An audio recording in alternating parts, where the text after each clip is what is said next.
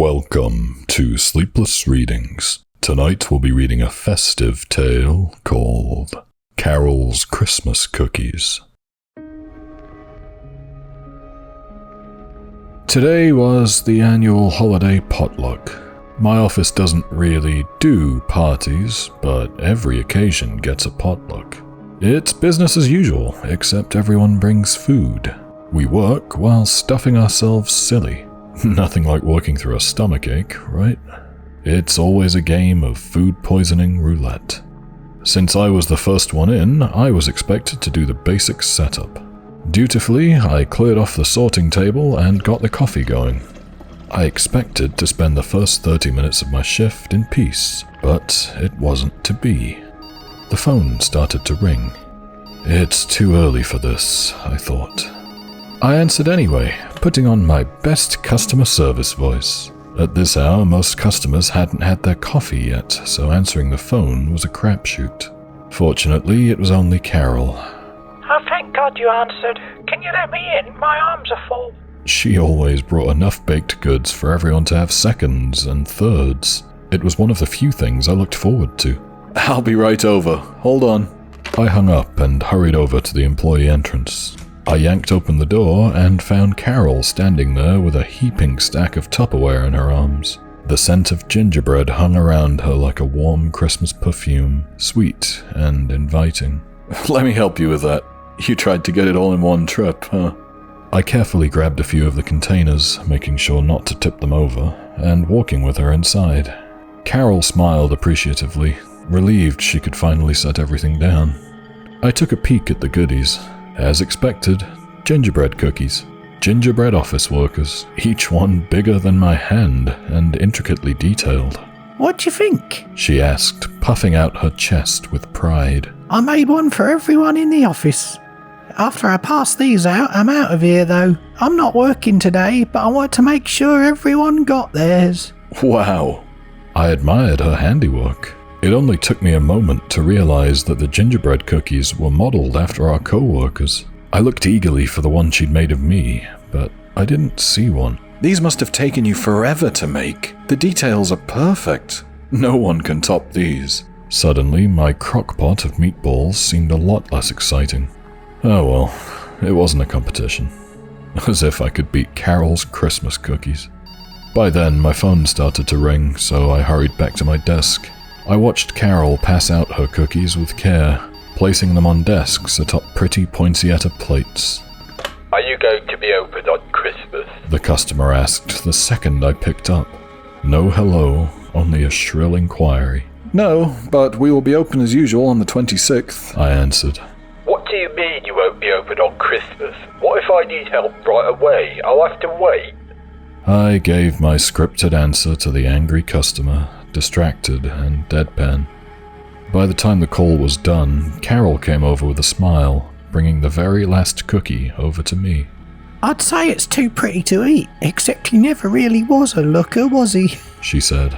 I looked down at the gingerbread man. It wasn't me. It was our boss, Dale. This one's mine? I asked tentatively, definitely confused. Maybe there was a mistake? Of course. How many opportunities do you get to bite your boss's head off? I wanted to give you the honour. If Carol sensed my disappointment, she didn't let on.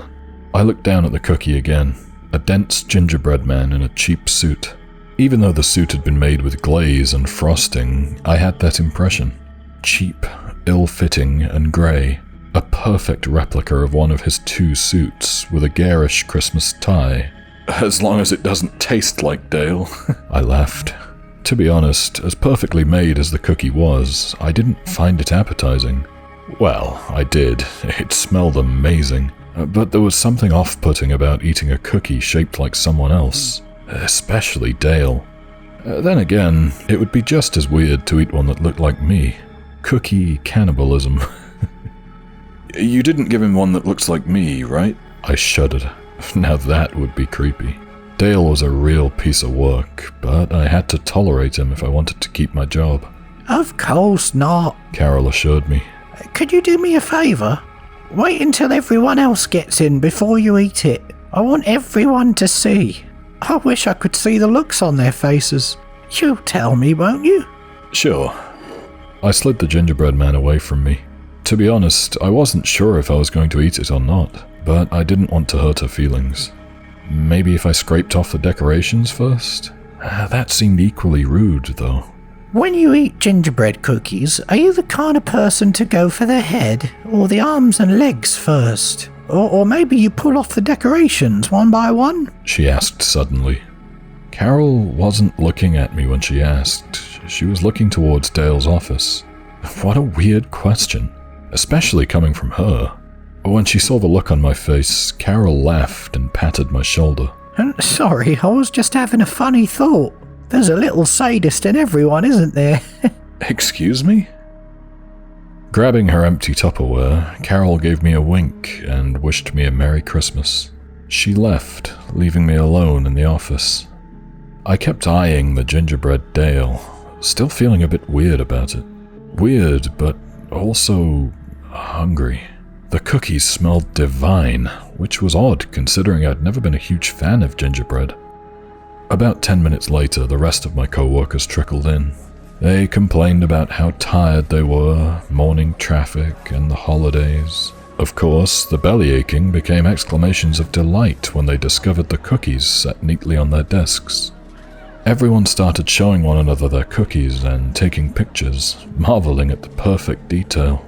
Patty's cookie had her trademark beehive updo and pearls. Mark's cookie was bearded with squared glasses. Betty's had electric blue eyeshadow and dimples. Though the outfits weren't an exact match, the resemblances were uncanny. Eventually, the clamor died down and everyone sat at their desks, all except Patty, who scurried over to my desk with a wide smile. I didn't see yours, she said, showing me hers for the second time. She carried her plate proudly in both hands, like she was presenting a piece of art. To be fair, Carol's work really was exquisite. I just didn't like Patty.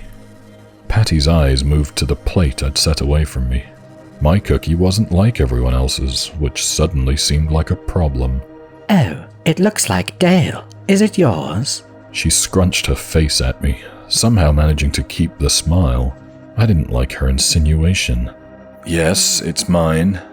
Did she really think I'd scarfed down my own cookie and stole another one off my boss's desk? Really?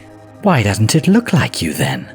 Oh yes, the insinuation was still there. A bitter anger spread across my tongue, but I fought to keep my voice level and my face flat.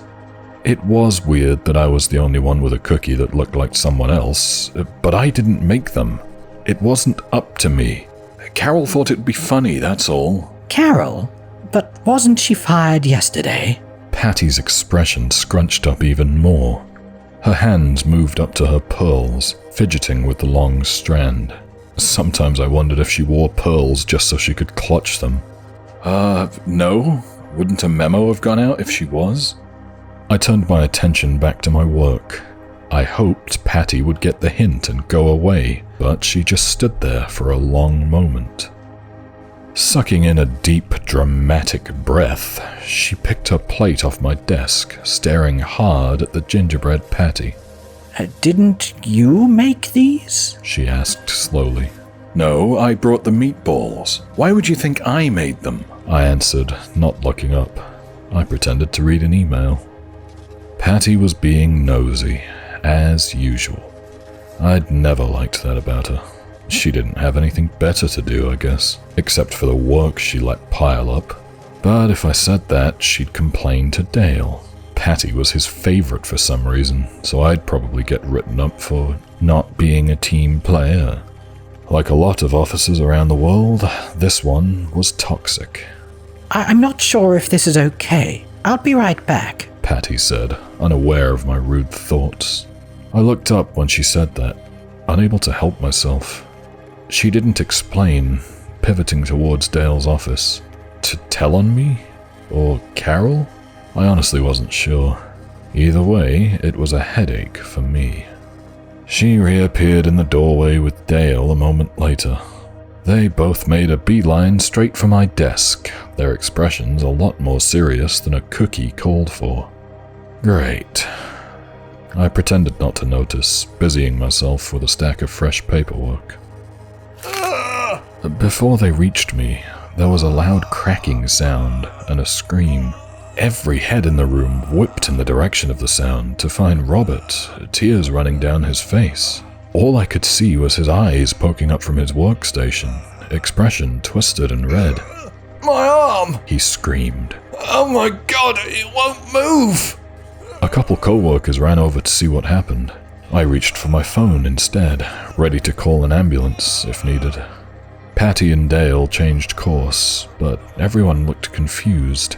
How on earth had Robert hurt his arm while sitting at his desk? Carpal tunnel? Now's your chance, came an errant thought. My eyes slid towards the gingerbread Dale. It looked perfectly palatable on that pretty poinsettia plate. Hurry, before they confiscate it. Now wasn't the time to worry about cookies, but my tongue tingled with anticipation, and my teeth itched with the urge. Just one small bite. The thought was strange, almost like it wasn't mine, but very compelling. The gingerbread man was heavier than I expected. I lifted it to my lips and bit off one of the feet.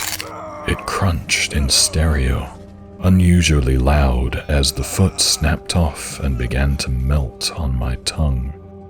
Delicious. A rush of delight washed over me, brought on by a flood of flavor that drowned out Dale's cursing screams. He'd fallen, rocking back and forth on the floor. He must have twisted his ankle in haste to check on Robert. How unlucky. 2 injuries in one day? A chorus of "oh my gods" rang through the office, but I set down my phone so I could hold the gingerbread Dale with both hands. Without even thinking, I took another bite, nibbling up the leg before switching to the other foot. The screaming kept getting louder, filling the room. The gingerbread had such a rich and complex flavor. Ginger, cinnamon, allspice, cloves, and something else. Was it earthy? Or maybe it was the texture, soft and velvety, yet dense and crunchy. Wow, so much screaming. All over carpal tunnel and a sprained ankle. Annoyed, I glanced around the room to find that almost everyone was screaming. Those who weren't screaming were chewing, with blissed out looks on their bloody faces or slumped over their desks. Confused, I touched my own wet mouth and looked down at my red fingers. I wasn't in any pain. Had Carol put glass in the batter or something? Where was the blood coming from? Why was everyone still eating? Because they can't help themselves. I couldn't help myself either. Without realizing it, I'd eaten half of the Dale cookie and found myself going in for another bite. Horrified, I dropped the cookie, the gingerbread snapping in half as it hit the floor.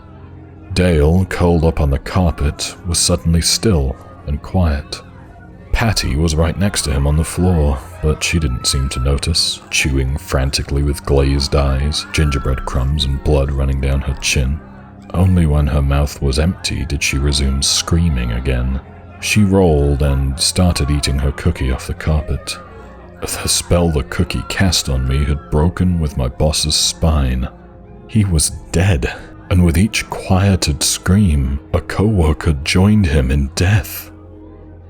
I was the last one standing, the last one screaming. Soon I was standing in perfect silence. No more screams, no more chewing. Only then I was able to move. I grabbed my keys and ran out of the office. Maybe I should have called the police, but I didn't know what I was going to tell them. That Carol's Christmas cookies had killed everyone but me. That I'd chewed my boss to death with a voodoo gingerbread man. I couldn't come up with a logical explanation in my state of pure panic. Even though my voice had broken, my thoughts kept screaming. I ran through the snowy parking lot and found my car. I'm not sure why I ran. No one was chasing me. There was no one who could. Before I could jump into my car and drive away, I noticed the little red gift bag sitting on the hood of my car. Across the front, written in glitter, were the words, "Merry Christmas" from Carol. I was terrified, but looked inside the bag anyway. As I feared, there was a cookie.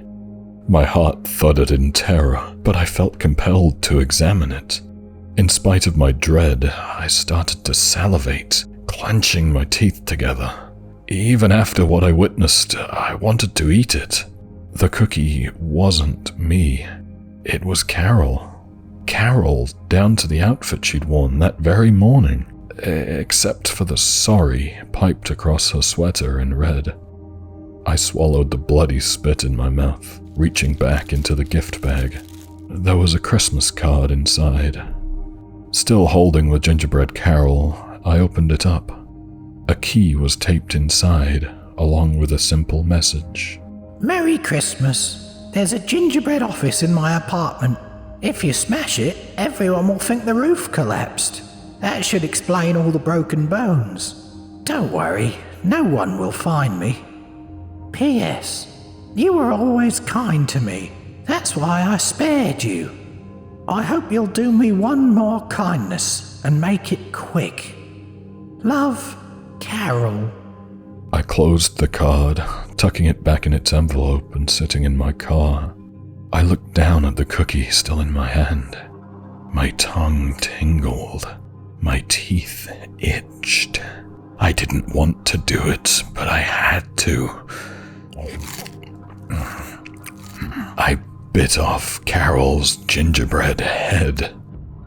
It tasted like gingerbread and death.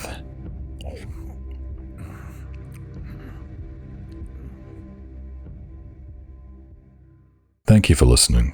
That was Carol's Christmas Cookies. Don't forget to like the video, it does help to boost the channel. Leave a comment for the algorithm. There's new stories every Sunday. Not to mention the shorts on Tuesdays and Thursdays. So subscribe. And ring the bell. Thanks, guys. And, as always, stay sleepless.